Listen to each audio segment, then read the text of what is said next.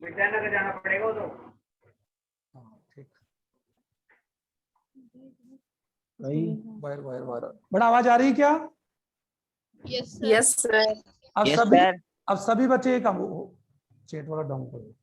अब ध्यान दो, सभी बच्चे है ना अपने वीडियो को चालू कर लीजिए, है ना, और आवाज को म्यूट करें। और जो होस्ट है ना, होस्ट यानी जो मैं आपके लिए होस्ट हूँ, तो उस पर जाकर डबल क्लिक करो, जिससे केवल मैं ही आपको दिखा दूंगा, ठीक है? जिससे अदर जो एक्टिविटी होती है ना क्लास में, वो नहीं होगी।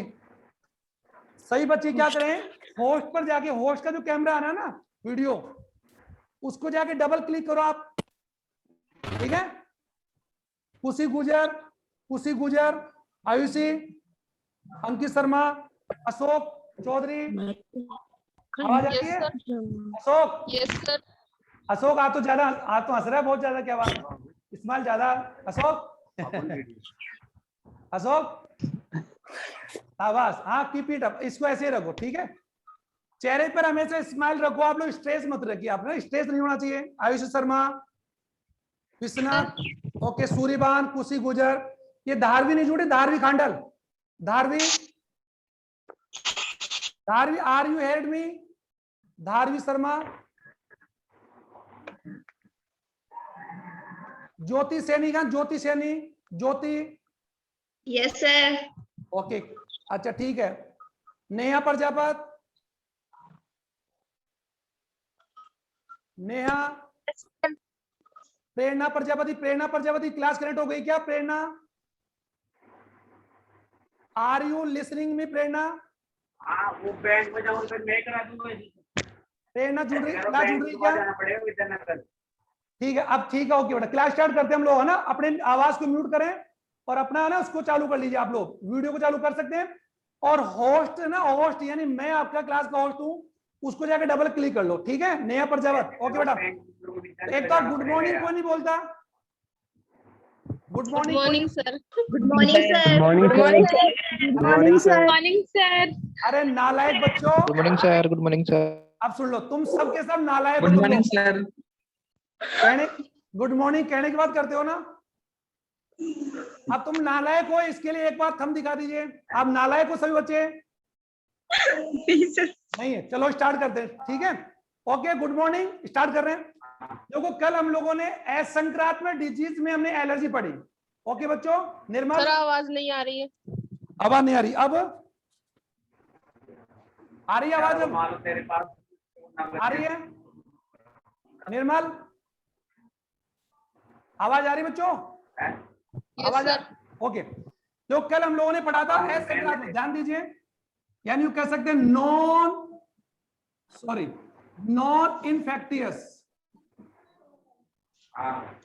Infectious disease.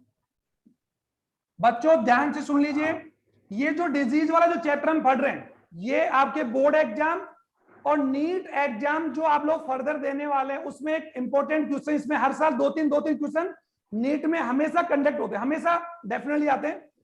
तो जो नॉन इन्फेक्टेड डिजीज में बता चुका हूं, वो डिजीज अब ध्यान से माना जा रहा है कि ये कोई व्यक्ति है, ओके? ये कोई व्यक्ति कौन बच्चों? संक्रमित है, यानी अब देखो पेंटिंग तो नहीं करूंगा, आप लोग पेंटिंग की जरूरत नहीं, समझ गए? ये कोई संक्रमित व्यक्ति है। अगर इस संक्रमित व्यक्ति से ये डिजीज अगर किसी अन्य व्यक्ति में नहीं फैल रहा, यानी अन्य व्यक्ति में क्या नहीं हो रहा बच्चों? नहीं फैल रहा, समझ आ गया? तो कॉमन सी बात है कि वह रोग जो किसी संक्रमित व्यक्ति से ना तो प्रत्यक्ष ना अप्रत्यक्ष तरीके से अन्य व्यक्तियों में फैलता है, तो कॉमन सी बात है, ए डिजीज, म्यूट करो अपनी आवाज को, यानी a disease which cannot dispersal from infectious person to common person, यानी सामान्य व्यक्ति तक नहीं फैल पाएगा। जिसके मैंने एग्जाम्पल कल मैंने बताया था आपको, ये डिजीज पोषक तत्वों की कमी से हो सकते हैं, अधिकता से हो सकते हैं। माना जा रहा है कि I have suffer with obesity, अगर मैं मोटा हूं तो डिजीज मेरे से आप में नहीं जाएगी, आप मेरे साथ बैठ के बातें कर लीजिए, तो ऐसे में एलर्जी है, रिकेट्स है, कैंसर है, ये कल हम पढ़ चुके हैं। तो ये तो मैं ब्रीफ में आपको डिटेल में बता भी चुका हूं। आज हम लोग बड़ा कुछ दो बच्चे आपस में बात कर रहे हैं, ध्यान दीजिए, आपस में बात नहीं करें, क्योंकि आप जो बात करते हैं उनका आवाज है ना म्यूट, वो पता लग रहा है कि कौन बात कर रहा है। हाँ आवाज को नहीं करे, अपने वीडियो अपने ऑडियो को म्यूट रखें,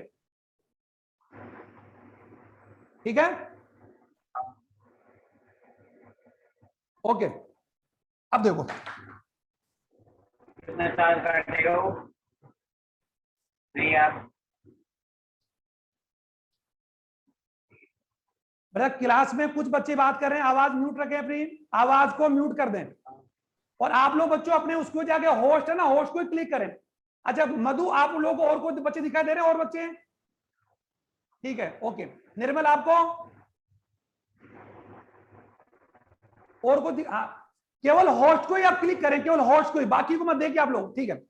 अब देखो, आज हम लोग यूं कह सकते हैं कि असंक्रामक रोग में आज हम पढ़ेंगे बच्चों कैंसर। अब देखो, नाम से थोड़ा सा डरावना डिजीज है, और कैंसर की बात हम करें एक बहुत ही सिंपल वे में मैं आपको समझाऊंगा। सबसे पहली बात हम करें कि कैंसर एक असंक्रामक डिजीज है। हालांकि इसके बहुत से कारण हो सकते हैं, बहुत से कारण है। कुछ स्थितियों में कैंसर जेनेटिक भी हो सकता है, जो हम पढ़ेंगे भी, आप देख लीजिए, पता लग जाएगा कि कुछ परिस्थितियों में कैंसर जेनेटिक भी हो सकता है, माता पिता से बच्चों में जा सकता है, अपने जनकों से बच्चों में भी जा सकता है। बट हाउ, कैसे, वी विल रीड, अभी पढ़ेंगे। तो देखो, कैंसर को हम लोग पढ़ रहे हैं। अब सबसे पहली बात तो ये आती है कि कैंसर है क्या चीज। तो मैं एक सिंपल वे में बोलूंगा, पहले आप समझ लीजिए। हमारे शरीर के अंदर बच्चों, हम जानते हैं कि हमारा शरीर कोशिका से मिलकर बनता है, कोशिका से फिर उत्तक, फिर उत्तकों से अंग, अंग से फिर अंग तंत्र, और अंग तंत्र से मिलकर बनती है बॉडी।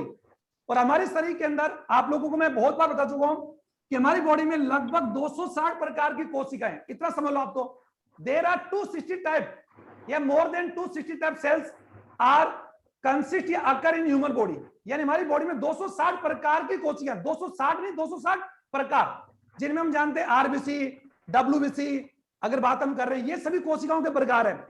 जैसे वायु कुपिकाओं की बात हम जानते हैं, लीवर में हेपेटिक कोशिका होती है, बताया था मैंने आपको, टेस्टिस में रेता नलिका, सटोली कोशिका, या ब्रेन के अंदर न्यूरॉन होती है, ये हमारी कोशिकाओं के प्रकार है। अब सभी कोशिकाएं जो होती है, यानी ये कोशिकाओं का प्रकार है, और सभी कोशिकाओं का हम जानते हैं कि हर कोशिका का कोई ना कोई बच्चों क्या होता है, जीवन काल। और प्रत्येक कोशिका का जीवन काल करता है, जब उसका जीवन काल अवधि पूरी हो जाती है तो उससे वो कोशिका एक्चुअली क्या हो जाती है, डेड, यानी वो मृत हो जाती है। ध्यान दी, सुन लीजिए। और मृत कोशिका को हमारे बॉडी का जो प्रतिरक्षी तंत्र की जो कोशिका है, लाइक डब्ल्यूबीसी है या माइक्रोफेज है, उसको वो क्या करती है, इन मृत कोशिकाओं को भक्षण करके हमें इन डेड सेल से बचाती है। समझ आ गया? और डेड सेल जब, अब जानते, जब कोशिकाएं मर रही है तो नवीन कोशिका भी बन रही है। अगर हमारे शरीर के अंदर जो कोशिकाओं का की मृत्यु हुई लगातार और नवीन कोशिकाओं का निर्माण नहीं हो, तो कुछ ही दिनों में हमारी क्या होने वाली है, मृत्यु। ये तो आप जानते, लेकिन ऐसा नहीं है। तो जितनी कोशिकाएं डैमेज होती है, उससे कई गुना कोशिकाएं बनती भी है। ये तो कॉमन है। पृथ्वी पर करोड़ों लाखों लोग पर डे मर रहे हैं, तो क्या लोगों का जन्म भी हो रहा है क्या? हाँ। तो ठीक वैसे ही हमारे शरीर में कोशिकाओं, सभी कोशिकाओं की क्रिया, और ये आप जानते हैं कि सभी कोशिकाओं जीवन काल कुछ घंटों से लेकर, यानी कुछ आवर से लेकर कुछ डेज तक होता है, जो मैं आपको नहीं करूंगा। और हम जानते हैं कि सभी कोशिकाओं का जन्म से लेकर उनकी मृत्यु तक का सभी कार्य एक्चुअली में क्या होता है बच्चों, नॉर्मल होता है। ये ध्यान सुन लीजिए, नॉर्मल।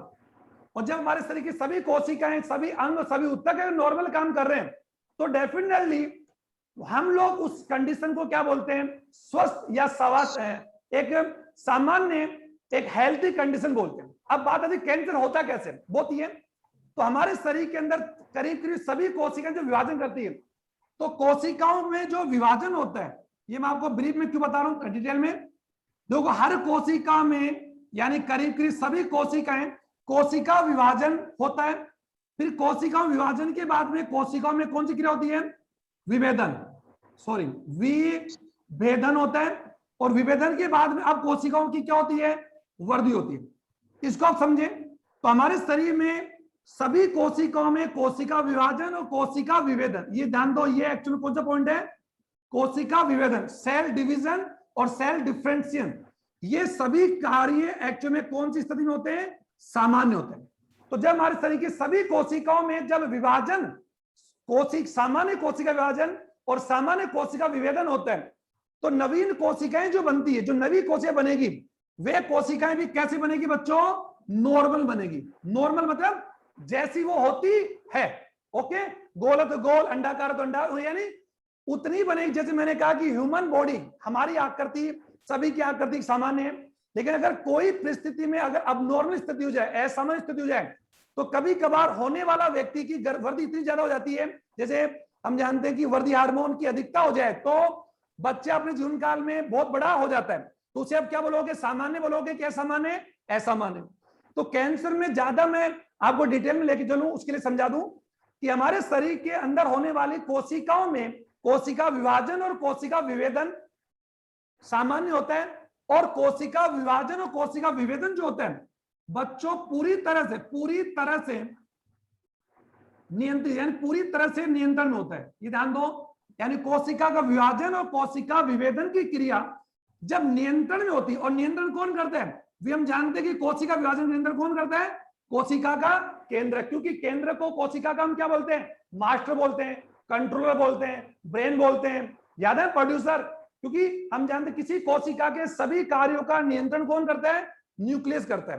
तो nucleus is a master, nucleus is a master of cell. ये ध्यान दोगे, कोशिका का कौन है? कंट्रोलर है। तो आप जान दीजिए जब किसी कोशिका में होने वाले सभी कार्य जब सामान्य है तो हमारे शरीर की ग्रोथ भी कैसी होगी? सामान्य होगी। अब आओ कैंसर पर। अब कैंसर कब होगा? जब हमारे शरीर के अंदर, जब हमारे शरीर के किसी अंग या ऊतक की कोशिकाओं का विभाजन और विभेदन असीमित है, सॉरी असामान्य हो, असीमित हो, तो कोशिकाएं जो होती है, यानी कोशिकाओं का आकार सामान्य से कई गुना क्या हो जाता है? बढ़ जाता है। इसको आप समझें, जब कोई कोशिका का ये विभाजन कर रही है, और जब कोई कोशिका विभाजन करे, और किसी कोशिका में होने वाला कोशिका विभाजन और कोशिका विभेदन और वृद्धि, ये तीनों कार्य ही कैसे हो जाए बच्चों? असीमित मान लो, सॉरी असीमित हो, या क्या हो? असामान्य हो, या फिर क्या हो?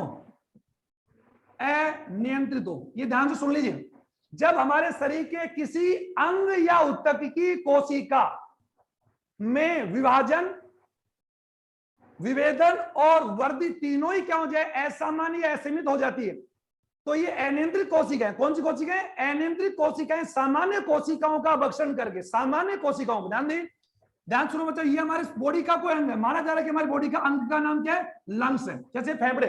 ओके, तो फेफड़े में अगर कोई कोशिका का विभाजन अगर असामान्य होगा, सीमित होगा, तो उसकी आकृति, यानी वो कोशिका का आकार क्या हो जाएगा? वृद्धि हो जाएगा, एनलार्ज हो जाएगी। और ये एनलार्ज कोशिका कौन सी कोशिकाओं का बच्चों? सामान्य, क्योंकि ये कौन सी कोशिकाएं हैं? सामान्य। ये कोशिकाएं सामान्य, और ये कौन सी कोशिका है? असामान्य। तो ये असामान्य कोशिकाएं सामान्य कोशिकाओं का भक्षण करके अपने आकार को वृद्धि कर लेगी, और इसी वृद्धि के बाद में शरीर के उस भाग में क्या बन जाएगी? गांठ, या फिर क्या बन जाएगी बच्चों? ट्यूमर, या फिर क्या बोलते हैं उसको? अर्बुद। ये तीनों एक ही बात है, गांठ बन जाना, ट्यूमर बन जाना, या अर्बुद। और उसी गांठ या ट्यूमर को हम क्या बोलते हैं? कैंसर। अब आइए पॉइंट मुद्दे पर, मुझे अपेक्षा है कि समझ आ रहा होगा। जब मानव शरीर के किसी अंग या ऊतक की किसी कोशिकाओं में असामान्य वृद्धि, बस इतना पकड़ लो, असामान्य, अबनॉर्मल वृद्धि हो जाए। और अबनॉर्मल वृद्धि कैसे बच्चों? जैसे कि आपकी जो कभी बार असामान्य वृद्धि करते हैं, उसका आकार क्या हो जाए? बढ़ जाए। और ये जिसका आकार बढ़ रहा है वह कौन सी कोशिका है? कैंसर कोशिका। और कैंसर कोशिका की एनलार्जमेंट यानी ग्रोथ ज्यादा है कि कम है? ज्यादा है, क्योंकि वो सामान्य कोशिकाओं पर, कौन सी कोशिकाओं पर? शरीर की अन्य सामान्य कोशिकाओं पर अटैक करके उनको क्या कर लेगी? ईटिंग, खा जाएगी, और खाने से उनका आकार क्या होगा? बढ़ेगा। और उनके आकार बढ़ने से वही कैंसर कोशिकाएं किसमें बदल जाएगी? गांठ। और गांठ या ट्यूमर का बनना ही क्या कहलाता है? कैंसर। अब इसको अंग्रेजी सुने, cancer is a group of disease, cancer is a group of disease, सुन रहे आप लोग? इन विच इन्वॉल्विंग, यानी कॉमन सी बात कह सकते हैं, अनलिमिटेड या abnormal growth of any cell which dispersal from one part to another part, ऐसी कंडीशन को हम क्या बोलते हैं? कैंसर। अब जो कैंसर को लेकर इतना ब्रीफ में तो आपकी बुक में है नहीं, लेकिन मैं बता रहा हूं कि कैंसर होने का सबसे प्रमुख क्या है? अनियंत्रित, असामान्य और असीमित कोशिका विभाजन, विभेदन और वृद्धि को ही कैंसर कहते हैं। और मैं आपको समझाने जा रहा हूं कि बच्चों ये हमारे शरीर की कौन सी कोशिका है, नॉर्मल कोशिका, और ये कौन सी कोशिका है, अनियंत्रित, अनकंट्रोल कौन, जिसके ऊपर उस कोशिका का नियंत्रण खत्म हो गया। और ये तभी हो सकता है जब हमारे बॉडी की डेड सेल्स, जब हमारे बॉडी में जब कोई डेड सेल मर जाती, सुने मर जाती है ना, तो वो मृत कोशिकाएं नष्ट ना होकर अन्य कोशिकाओं का भक्षण चालू करें और कन्वर्टिंग इनटू ट्यूमर, गांठ में बदलना शुरू करें। That's condition called cancer. समझ आ गया? ये कैंसर की इनिशियल स्टेज होती है, जिसे आप लोग ब्रीफ में तो समझ में गए होंगे, डिटेल में कैसे लिखेंगे एक बार में। मेरी आदत ही है जब हम लोग ऑफलाइन होते तभी मैं 3-4 बार रिपीट करता हूं, अभी भी कर रहा हूं, टाइम कम है। कैंसर में आप लोग क्या जाके क्या लिखेंगे, देखो, जब मानव शरीर के किसी अंग, उत्तक या कोशिका में असीमित, एक ही वर्ड पकड़ो, असीमित, कोमा, असामान्य, कोमा, समझ आ गया, और अनियंत्रित, ये 3 वर्ड यूज करोगे। अनियंत्रित कोशिका विभाजन, कोशिका विभेदन और वृद्धि होने को ही कैंसर कहते हैं, जिसमें शरीर के उस अंग में क्या बन जाती है, ट्यूमर। और हम जानते हैं ट्यूमर कब बनता है बच्चों, जब कोई सेल क्या करती है, ग्रोथ करती है। लाइक आपकी कैबेज, पत्ता को भी देखी होगा आप लोगों ने, फूल को भी देखी, तो वो उसमें गांठ बन जाती है। जस्ट उसी प्रकार की गांठ का बनना ही क्या होता है, कैंसर। ठीक है, ओके। अब बात आती है, ये तो मैंने आपको बता दिया कैंसर का मेन कारण। अब बात आती है कि कैंसर, अब ये तो आपको समझ आ गया कि कैंसर के अंदर शरीर की कोशिकाओं में, यानी शरीर के किसी अंग की कोशिकाओं में इतना पकड़ लोगे ना, असामान्य वृद्धि होगी। अब नॉर्मल ग्रोथ, और ग्रोथ आप जानते हैं आकार में बढ़ जाना, और जब कोई कोशिका आकार बढ़ जाता है तो वो क्या बन जाती है, ट्यूमर, गांठ या अर्बुद में बदल जाती है। और हम जानते हैं ट्यूमर को बनने को हम कैंसर बोलते हैं। अब आगे बढ़ते हैं। अब बात आती है सर कैंसर के कारण, यानी यूं कह सकते हैं कैंसर के जो क्या बोलते हैं, कोजिंग फैक्टर। कोजिंग फैक्टर क्या हो सकते हैं, ऐसे कारकों को हम क्या बोलेंगे, कैंसरजन। ये ध्यान से सुन लीजिए, यानी कोजिंग एजेंट, कोजिंग एजेंट बोल दो, समझ आ रहा है आपके, या एफेक्टिंग फैक्टर बोल दो। वे कारक जो शरीर में अनियंत्रित कोशिका विभाजन करते हैं। और मैं बता रहा हूं आपको कि जब हमारे शरीर की कोशिकाओं का विभाजन, वृद्धि और विभेदन, एक एक क्रम सुनो, विभाजन, विभेदन और वृद्धि। पहले कोशिका क्या करेगी बच्चों, विभाजन करती है। और 11th में आप पढ़ चुके हैं, याद करो, सेल सिद्धांत मैंने बताया था आपको कि एक नवीन कोशिका का निर्माण पुरानी कोशिका से होता है, और हमारे शरीर की कोशिकाओं में वृद्धि हो रही नहीं होती है, विभाजन होता नहीं होता है। तो पहले कोशिका वृद्धि करेगी कि पहले विभाजन करेगी, विभाजन।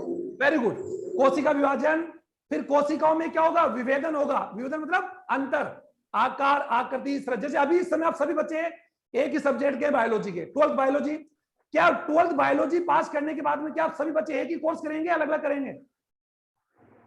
अलग अलग। Very good. अलग-अलग। आप लोगों में सभी में विभेदन होगा नहीं होगा? होगा। कोई एमबीबीएस करेगा, कोई बीएचएमएस करेगा, कोई क्या करे, कोई, तो वो आप में कब होगा, आफ्टर 10+2। तो वही बात है कि जब हमारे शरीर की किसी अंग की कोशिकाओं में कोशिका विभाजन, कोशिका विभेदन और वृद्धि असामान्य और अनियंत्रित होती है, तो वह असामान्य कोशिकाएं क्या कहलाती है, कैंसर कोशिकाएं। क्या कहलाती है, कैंसर।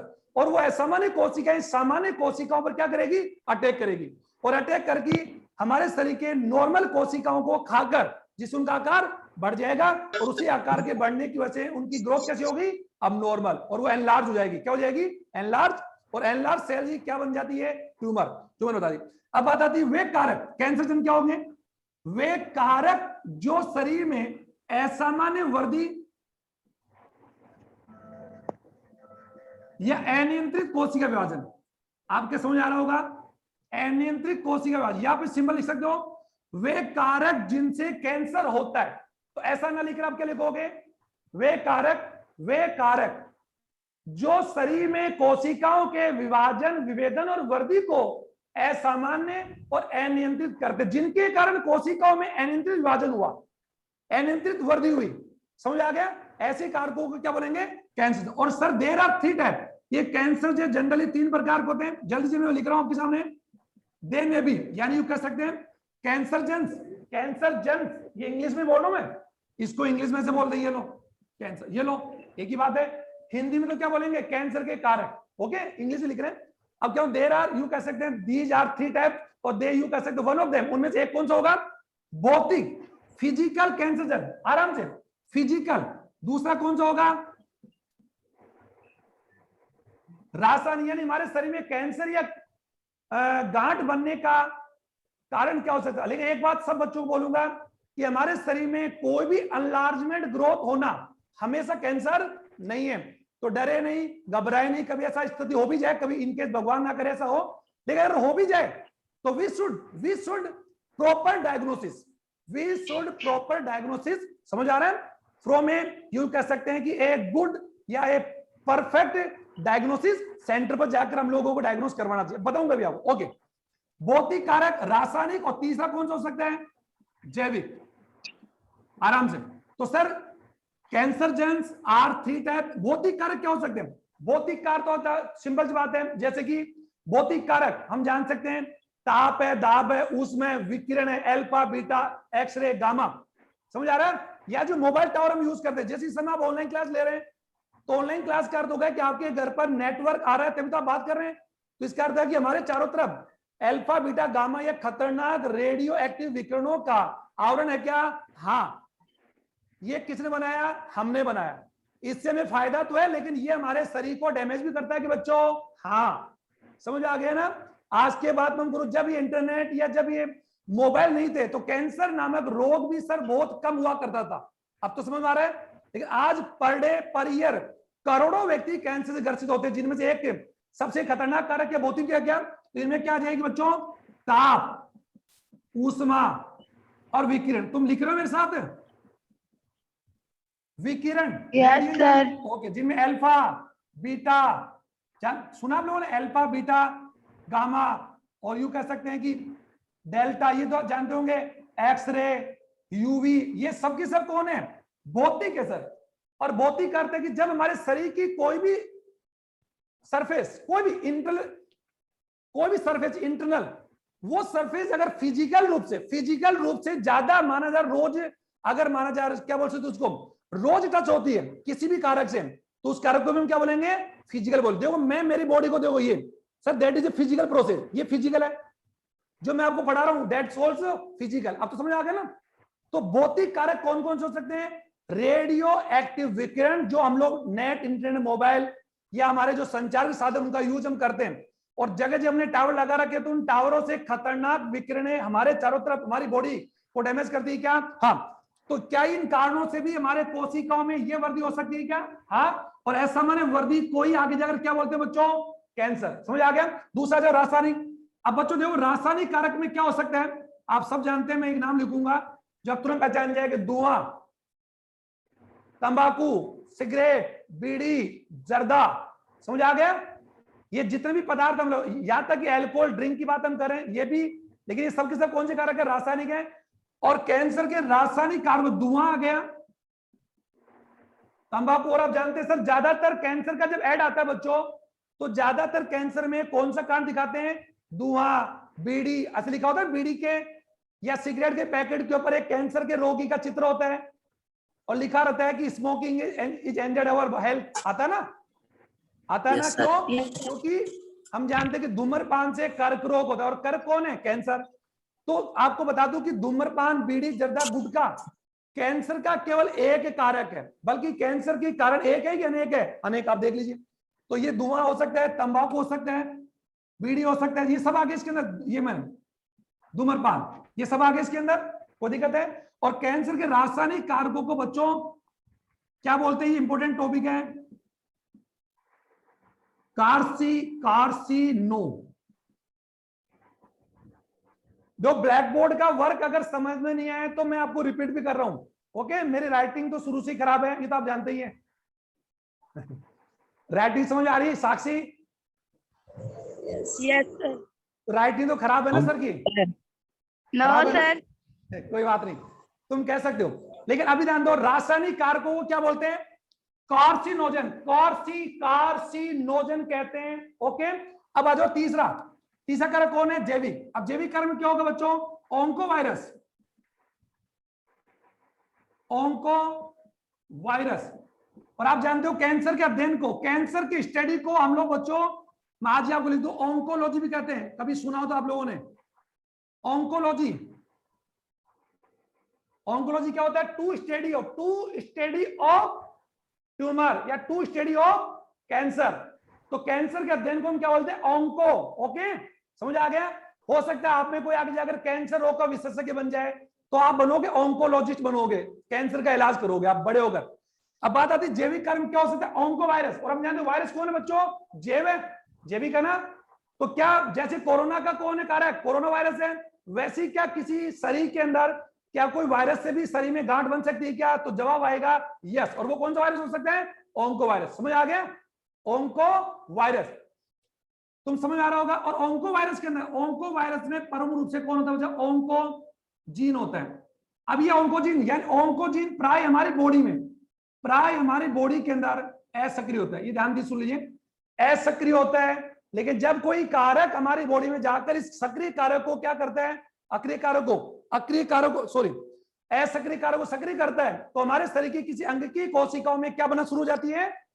अनियंत्रित कोशिका विभाजन, असीमित वृद्धि होती है। और मैं आपको रिपीट कर रहा हूं, मैंने आपको अभी बोला कि cancer is a group of disease. Cancer is not a single disease, cancer is a group of disease in which involving abnormal cell growth, abnormal cell division, cell differentiation, cell growth, which dispersal from one part to another part of human body। क्योंकि cancer body में अगर एक जगह हो गया और उसका अगर इलाज नहीं हुआ तो वो एक जगह से पूरी जगह में क्या हो जाएगा? फैल जाएगा। अभी देख कर भी मैं बताता हूं आपको, ठीक है? ओके, अब बच्चों आज हमने क्या पढ़ा? कैंसर के कारक समझ आ गया आपके? आगे चलूं? और कैंसर के 3 कारकों में समझ आया, भौतिक, रासायनिक और जैविक। अच्छा, अब ये सभी कारक क्या ये सभी कारक कोशिकाओं का विभाजन नियंत्रित कर सकते हैं? हाँ, बोलो, कौन बोल रहा है? एल्कोहल से भी कैंसर हो सकता है? संभावना, मैं नहीं बोला दो, एल्कोहल से लीवर खराब हो सकता है। और लीवर हम जान सकते हैं क्योंकि एल्कोहल में एथिल एल्कोहल होता है, तो सब जानते हैं शराब में। और एल्कोहल हमारे दो, एल्कोहल आप बच्चों सब जानते हैं, एल्कोहल बनता है एथिल एल्कोहल से। और आप जानते हैं एल्कोहल बनाने के लिए, शराब बनाने के लिए हम लोग किसका यूज करते हैं? सबसे पहले सब जानते होंगे, हम लोगों को शराब बनाने के लिए क्या चाहिए बच्चों? कच्ची सामग्री, जिसके अंदर प्रचुर मात्रा में क्या होना चाहिए? स्टार्च। सब जानते होंगे स्टार्च और ग्लूकोज का हम क्या करते हैं? किण्वन करवाते हैं। पढ़ा होगा आप लोगों ने कि सूक्ष्म जीवों का यूज हम शराब बनाने में करते हैं, एल्कोहलिक किण्वन। पढ़ा? शराब बनाने के लिए हम लोग किसका उपयोग करते हैं? कच्ची सामग्री। और कच्ची सामग्री में किसका यूज करते हैं? गन्ने का, मक्के का, जौ का, गुड़ का, काजू का, स्ट्रॉबेरी का, लीची का, अंगूर का। तो जितना महंगा सामान हम यूज करेंगे शराब उतनी महंगी बनेगी क्या? हाँ, विस्की, ब्रांडी, जिन, यम, रम, ये सब बनते हैं। हालांकि हम इसका यूज नहीं करना चाहिए, लेकिन मैं बता रहा हूं। लेकिन बात आप जानते हैं शराब है क्या चीज? शराब क्या चीज है? तो सुनो, एथिल एल्कोहल, ये दिख रहा सबको? Ethyl ethyl ethyl ethyl ethyl alcohol के किण्वन पेय पदार्थ, कौन सी क्रिया से? किण्वन, फर्मेंटेशन, किण्वन पेय पदार्थ को हम शराब कहते हैं। समझ आ गया? शराब कहते हैं। और हम जानते हैं शराब में जनरली कौन सी चीज एडेड होती है बच्चों? एथिल एल्कोहल होती है। और अभी जो हम घर में जो सैनिटाइजर यूज करते हैं, सैनिटाइजर में जो यूज करते हैं वो भी किसी में होता है? एथिल एल्कोहल से। तो अब आप समझ सकते हैं कि उस सैनिटाइजर को अगर व्यक्ति पी ले तो व्यक्ति मर जाए। तो इस प्रकार शराब भी उतनी खतरनाक है। अब आप लोग सर शराब से कैसे हो सकता है? तो सुनो, एथिल एल्कोहल जो हम पियेंगे तो एथिल एल्कोहल हमारी बॉडी के अंदर में जाकर बदल जाता है सर एसिटाल्डिहाइड में। किसमें? एसिटाल्डिहाइड बदल जाता है। ये तो मालूम होगा आपको, यानी एसिटाल्डिहाइड बदल जाएगा, एल्डिहाइड में बदल जाएगा। और aldehyde convert into a poison, यानी किस में बदल जाता है? पॉइजन। और इसी पॉइजन से हमारे बॉडी का क्या डैमेज होता है? लीवर। क्या डैमेज होता है? लीवर। और लीवर अगर डैमेज हो गया तो बच्चों लीवर की हेपेटिक सेल्स में अगर अबनॉर्मल ग्रोथ हो गई तो वो कौन सा कैंसर हो गया? Liver cancer. अब तो आ गया। तो वी कैन से कि एल्कोहल ऑल्सो कॉजिंग, यानी एल्कोहल ऑल्सो प्रोड्यूस, या यू कह सकते हैं कॉजिंग ऑफ कैंसर। कैंसर को क्या कर सकती है? पैदा कर सकती है। कोई दिक्कत थोड़ी है? ओके, ठीक है, ओके। अब देखो, ये तो मैं बता रहा हूं, अब आगे बढ़ो। देखो, अब जल्दी जल्दी हम पढ़ते हैं। अब मैं बोल रहा हूं कि कैंसर के संभावित लक्षण, कि कैसे हम पता करें कि कैंसर ही है। तो कैंसर के संभावित लक्षण, यानी कैंसर के जो सिम्टम हम लोग बात करते हैं, सिम्टम्स की बात हम करें, कैंसर के अगर हम लोग सिम्टम्स की बात हम करें तो कौन से ऐसे लक्षण है जिसके द्वारा हम कैंसर को आइडेंटिफाई करें? ठीक है, देखो क्लास थोड़ी जल्दी हो रही है। तो कैंसर को हम किस प्रकार डायग्नोसिस कर सकते हैं? कैसे? नॉर्मली, आराम से। जो कैंसर होने का सबसे बड़ा कारण ये हो सकता है, एक तो मैं बोल के बता रहा हूं बच्चा, आप सुनते रहना, ठीक है। नंबर 1, शरीर के किसी भाग में, शरीर के किसी भी भाग के अंदर अगर कोई मस्सा या कोई गांठ जैसी संरचना बने, उभार, गांठ, स्वेल आ जाए, स्वेलिंग आ जाए, और उसको दबाने से अगर पेन हो तो वो कैंसर हो सकता है। सुनो आराम से, एक एक। नंबर 2, शरीर में लगातार सूजन आना, सूजन आ गई और वो सूजन दवा लेने पर भी ठीक नहीं हो रही है, ये भी कैंसर हो सकता है। अगर हमारे शरीर का बिना एक्सरसाइज, बिना किसी योगा, बिना किसी जिम के अगर हमारा यूं कह सकते हैं वेट लॉस हो रहा है, समझ आ रहा है? वेट एक कारण से, बिना किसी एनी रीजन के अगर वेट लॉस है, वो भी कैंसर हो सकता है। रात्रि में स्वेटिंग ज्यादा हो, जो दिन में तो स्वेट होता ही होता है तो बड़ी बात नहीं है, नाइट में अगर ज्यादा स्वेटिंग हो रहा है वो कैंसर हो सकता है। शरीर के हमारे त्वचा में जो तिल होते हैं, जिन्हें हम लोग पिंपल से तिल बोलते हैं। सर आवाज नहीं आ रही है। आवाज नहीं आ रही है? अब आ रही है? आ रही है आवाज? Yes sir. ओके। तो शरीर के अगर तिल में या मस्से के रंग में चेंज आ जाए, या अगर शरीर का कोई त्वचा का कोई तिल या तो ज्यादा क्या हो जाए, पिगमेंटेड हो जाए, ज्यादा गहरा हो जाए या ज्यादा हल्का हो जाए, वो भी कैंसर हो सकता है। शरीर के किसी हिस्से में ज्यादा तिल बनना शुरू हो जाए या तिल हल्के हो जाए। तीसरा सबसे इंपॉर्टेंट कारण है नाइट में स्वेटिंग, बता दिया। थकान होना, यानी थकान है ना, फोर्टीज होने का मतलब होता है कि आप लोग ज्यादा थक जाते हैं, थोड़ा काम करते थक जाते हैं। सबसे इंपॉर्टेंट भूख कम लगना, गले में लगातार खराश होना, शरीर के किसी हिस्से में स्वेलिंग आ जाना और दबाने पर गांठ, ट्यूमर जैसा क्या होना, महसूस होना। लेकिन बच्चों कभी कभार ये ट्यूमर जैसी संरचना आपके टॉन्सिल भी हो सकते हैं, क्योंकि हमारी पूरी बॉडी में लस्सी का नोड पाए जाते हैं, ब्रेन में, गर्दन में, बताया था ना। तो कई बार क्या होता है, लस्सी का नोड भी स्वेल कर जाते हैं। तो ये नहीं कि ये यूं कह सकते हैं इट इज द कैंसर, तो कभी घबराए नहीं, ऐसा जनरल होता रहता है कभी बार।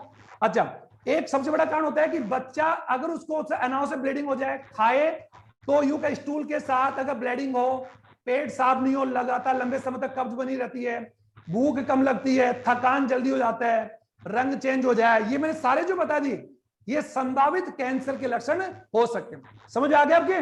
तो कई बार क्या होता है कि इंटरनली जो चेंजेस होते हैं वो हमें दिखाई नहीं देते, लेकिन हम उसको पहचान सकते हैं। लेकिन प्रॉपर कब पता लगेगा? जब हम लोग डायग्नोस करवाएंगे। तो आपको मैंने अभी क्या बता दिया, पर्सन क्या हो गया, कैंसर क्या है, कैंसर के कारक क्या हैं, कैंसर के कारक उदाहरण क्या है, और अब बता रहा हूं कैंसर के संभावित लक्षण।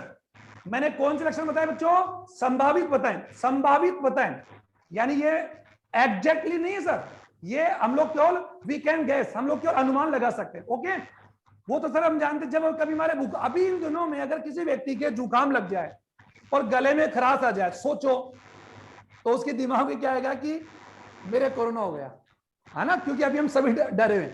लेकिन जुकाम लगना, गले में खराश होने का अर्थ है कोरोना नहीं है। समझ आ गया ना? तो क्योंकि कई बार क्या होता है, लक्षण सेम होते हैं, लेकिन हम लोग जरूर से ज्यादा जब डॉक्टर बन जाते खुद, एक कहावत सुनी होगी, अधगल गगरी छलकत जाए, समझ आता है ना? तो अभी हम सभी अधूरे हैं, मुझे पूरा नॉलेज नहीं है, आपको भी नहीं है, तो हमें डॉक्टर नहीं बनना, डॉक्टर बन जाए तब हम लोग उसका इलाज करेंगे। ओके, आगे बढ़ते हैं। अब जो सिम्टम्स मैंने बता दी और अपेक्षा आपने लिख भी लिए होंगे, 10-12 सिम्टम्स आप लोग बुक से देख ले। ओके, अब आती है बच्चों कैंसर रोग, सबसे इंपॉर्टेंट। कैंसर रोग में बनने वाली संरचना को हम लोग क्या क्या कहते हैं? अर्बुद। आराम से, अर्बुद। अर्बुद को बच्चों आप लोग क्या बोलते हैं? ट्यूमर।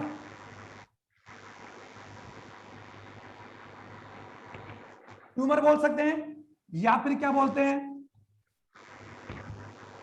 गांठ। ठीक है, अब देखो ये जो संरचना मैंने आपको बताई है, अर्बुद, ट्यूमर या गांठ। ओके, ये किस प्रकार की हो सकती है, ये ध्यान से सुन लीजिए। ये हमारे शरीर में बनने के आधार पर जनरली कैंसर में 2 प्रकार के ट्यूमर बनते हैं। ओके, जिन्हें आप क्या क्या कह सकते हैं? जनरली 2 प्रकार ट्यूमर बनते हैं। मैं ट्यूमर के प्रकार बता रहा हूं बच्चों, ट्यूमर, और ट्यूमर का बता दिया, असामान्य कोशिकाओं के ग्रोथ को ही क्या बोलते हैं? ट्यूमर। एनलार्ज सेल्स, और cell enlarge cells become a tumour, ये तो आपको बता दिया आपको ने। और वो क्या करती है?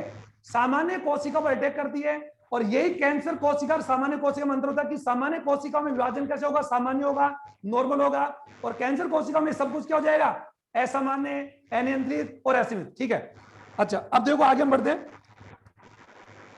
अब अर्बुद ये दो प्रकार हो सकते हैं। पहला, इनका पहला नाम क्या हो सकता है, सुन आराम से, प्राथमिक, यानी प्राथमिक अर्बुद बोलो इसको, या फिर क्या बोलेंगे, सदुम। जो कोमल है सदुम से दू में अर्बुद, अभी बताऊंगा आपको। दूसरा कौन सा हो सकता है बच्चों, दूसरे कौन होते हैं सर, दूसरे वो हैं जिनका प्राथमिक अवस्था में इलाज नहीं किया गया, उपचार नहीं किया गया। तो primary tumours convert into secondary tumours, you also, आप जानते इतना तो द्वितीयक, उन्हें क्या बोलेंगे, द्वितीयक अर्बुद, या फिर क्या बोलेंगे,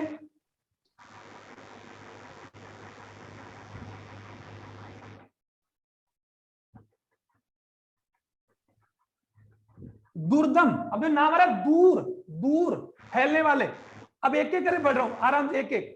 अब देखो बेटा, प्राथमिक, इधर लिख रहा हूं आपको, इधर लिख रहा हूं, दिखा दे रहा होगा।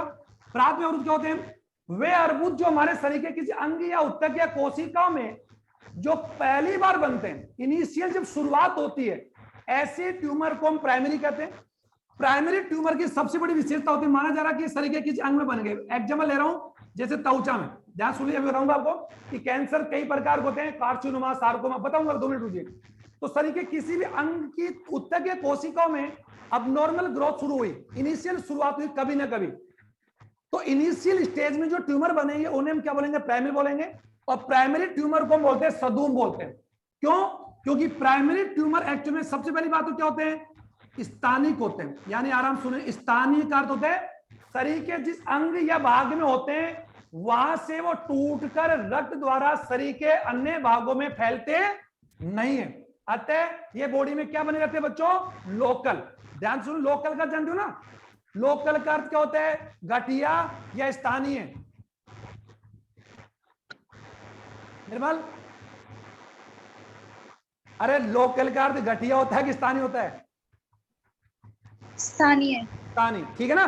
तो वे ट्यूमर जो शरीर के किसी अंग में बनने के बाद फैलते नहीं और वहीं रहते हैं, उससे ऐसे ट्यूमर को क्या बोलते हैं, प्राथमिक बोलते हैं, सदुम बोलते हैं, और ये स्थानीय होते हैं। सबसे बड़ी बात है इनका, अगर इन ट्यूमर का अगर हम लोग डायग्नोस करके, और डायग्नोस को बच्चों, डायग्नोस को हम क्या बोलते हैं, निदान, सुन लीजिए, निदान, निदान बोलते हैं, टेस्ट बोलते हैं, या फिर जांच बोलते हैं, आप समझ पा रहे होगा, या फिर बोलते हैं डायग्नोसिस। क्या बोलते हैं, डायग्नोसिस, सुन रहे हो क्या। अगर हम किसी व्यक्ति को अगर अपने लक्षणों को देखकर डाउट हो और वो अगर अपना एग्जामिन करवाए, टेस्ट करवाए, तो सबसे पहले डॉक्टर हमारा बच्चों निदान करता है कि उपचार करता है, निदान। और निदान का क्या होता है, किसी संक्रमण का पता लगाना। जैसे हाथ टूट गया, तो हाथ टूट गया, इसकी श्योरिटी के लिए हम क्या करवाते हैं, एक्सरे। तो एक्सरे क्या है, डायग्नोसिस है। और एक्सरे में जब पता लग गया कि आपकी ये हड्डी टूट गई, माना जा रहा है एडिस अल्ना टूट गया या कोई भी हड्डी टूट गई, फ्रैक्चर आ गया, तो डॉक्टर अब उसके ऊपर क्या कर देगा, प्लास्टर करेगा। तो प्लास्टर क्या हो गया, ट्रीटमेंट हो गया, वो डॉक्टर आपको दवा देगा। तो डॉक्टर ने पहले प्लास्टर बांधा या पहले एक्सरे किया, तो वैसे ही अगर किसी व्यक्ति के कैंसर के निदान में है, निदान जो नाम से मत सुनो, निदान का अर्थ डायग्नोस में अगर पता लग गया कि उसके कौन से ट्यूमर है, प्राथमिक है, तो प्राथमिक ट्यूमर माना जा रहा है शरीर के किसी त्वचा बन गए, फेफड़े में बन गए, जीभ में, जबड़े में, ब्रेन में, कहीं भी बन गए, तो वो स्थानीय होंगे, फैलते नहीं। सबसे बड़ी बात होती है, सबसे अच्छी बात है, ये फैलते नहीं है, मतलब फैलते नहीं है। और इनका पता लगाने पर इनको हम क्या कर सकते बच्चों, सल्ले, सल्ले तो आप जानते होंगे, ऐसी बात नहीं है, ऑपरेशन, ऑपरेशन क्रिया के द्वारा, ऑपरेशन क्रिया के द्वारा इस स्थिति में हम इस कैंसर नामक अर्बुद को हमेशा के लिए क्या कर सकते हैं बच्चों, खत्म कर सकते हैं। इस स्थिति में कैंसर का क्या संभव है, उपचार या ट्रीटमेंट संभव है क्या, हाँ। अब तो आ गया, जबकि हम जानते हैं ये प्रश्न भी हम करते हैं, why cancer is A so dangerous. तो हम जानते हैं कैंसर खतरनाक क्यों है, क्योंकि कभी बार क्या होता है कि कैंसर किसी व्यक्ति में सेकंड थर्ड स्टेप पहुंचने तक उसको पता ही नहीं लगता।